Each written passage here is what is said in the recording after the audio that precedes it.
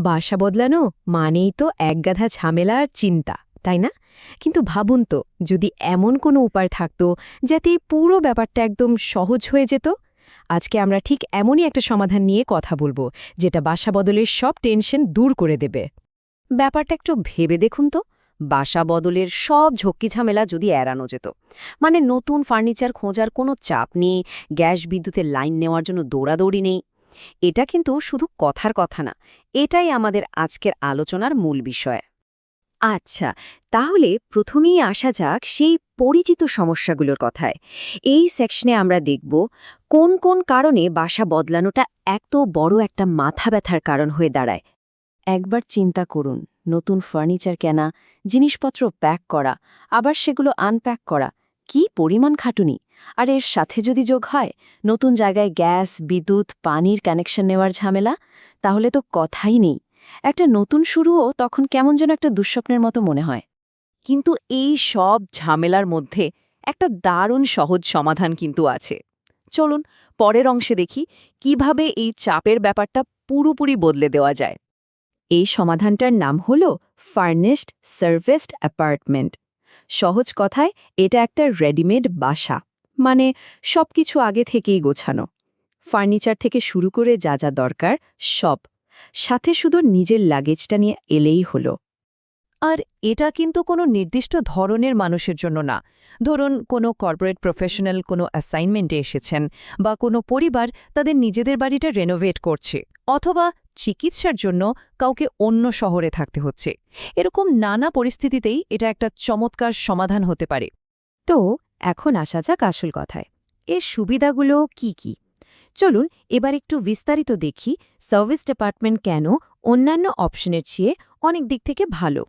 এর সুবিধাগুলো সবচেয়ে ভালো বোঝা যাবে যদি আমরা সরাসরি তুলনা করি।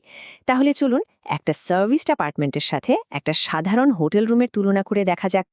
প্রথমেই যে পার্থক্যটা চোখে পড়ে সেটা হলো জায়গা। হোটেলে সাধারণত একটাই ঘর পাওয়া যায়, কিন্তু একটা সার্ভিস ডিপার্টমেন্টে কাজ করার জন্য, রান্না করার জন্য আর আরাম করার জন্য আলাদা আলাদা জায়গা থাকে। ফলে পরিবেশটা অনেক খোলামেলা মনে হয়। পরিসংখ্যান কি বলে জানেন? একটা এক বেডের সার্ভিসড অ্যাপার্টমেন্টে গড়ে একটা সাধারণ হোটেল রুমের চেয়ে প্রায় দ্বিগুণ জায়গা থাকে। ভাবুন তো, আরামের দিক থেকে এটা কত বড় একটা পার্থক্য তৈরি করে দেয়। আচ্ছা, এবার আসি খরচের হিসাবে। সার্ভিসড অ্যাপার্টমেন্টে সাধারণত একটা অল ইনক্লুসিভ রেট থাকে, মানে কোনো হিডেন চার্জ নেই। অন্যদিকে হোটেলের ভাড়ার সাথে কিন্তু ট্যাক্স আর বিভিন্ন এক্সট্রা চার্জ যোগ হয়ে বিলটা বেশ বড় হয়ে যেতে পারে। মজার ব্যাপার হলো, একটা সার্ভিস ডিপার্টমেন্টের খরচ একই মানের হোটেলের চেয়ে প্রায় 20% পর্যন্ত কম হতে পারে। শুধু তাই না, যদি 28 রাতের বেশি থাকা হয় তাহলে ভ্যাটের ওপরও ছাড় পাওয়া যায়, মানে আরও সাশ্রয়। শুধু জায়গা আর খরচই নয়, আরও অনেক সুবিধা আছে কিন্তু। যেমন নিজের ইচ্ছে মতো রান্না করা, কাজ করা বা গেস্টদের আপ্যায়ন করার স্বাধীনতা। প্রাইভেসিও অনেক বেশি। আর সব বিল তো প্যাকেজের মধ্যেই থাকে। সব মিলিয়ে ঠিক যেন নিজের বাড়ির মতোই একটা ব্যাপার। এতক্ষণ তো আমরা জানলাম কেন সার্ভিস ডিপার্টমেন্ট একটা ভালো অপশন। এখন চলুন দেখি কিভাবে প্রয়োজন অনুযায়ী সেরা অ্যাপার্টমেন্টটা খুঁজে বের করা যায়। সঠিক অ্যাপার্টমেন্টটা বেছে নেওয়ার জন্য কয়েকটা জিনিস মাথায় রাখা ভালো, যেমন কি কি সার্ভিস পাওয়া যাচ্ছে, লিজিংয়ের শর্তগুলো কি, আর দরকারের সময় ম্যানেজমেন্টের সাহায্য পাওয়া যাবে কিনা। এই বিষয়গুলো একটু দেখে নিলে থাকার অভিজ্ঞতাটা অনেক ভালো হয়। তো একটা প্রশ্ন আসতেই পারে, সার্ভিস ডিপার্টমেন্টের ভেতরে আসলে কি কি থাকে। চলুন এবার ভেতরের পরিবেশ আর সুযোগ সুবিধাগুলো নিয়ে একটু বিস্তারিত জানা যাক।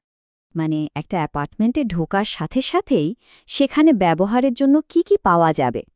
সাধারণত একটা পুরোপুরি ফার্নিশড রান্নাঘর থাকে, high speed internet, TV, washing machine তো থাকেই।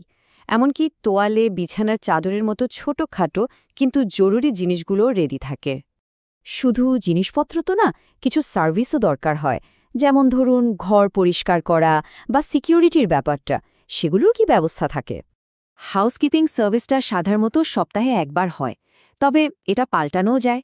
সিকিউরিটির জন্য অনেক জায়গায় ডোরম্যানস বা কি কোড এন্ট্রি সিস্টেম থাকে, আর চেক ইন করার পদ্ধতিও বেশ সহজ, অনেক অপশন থাকে।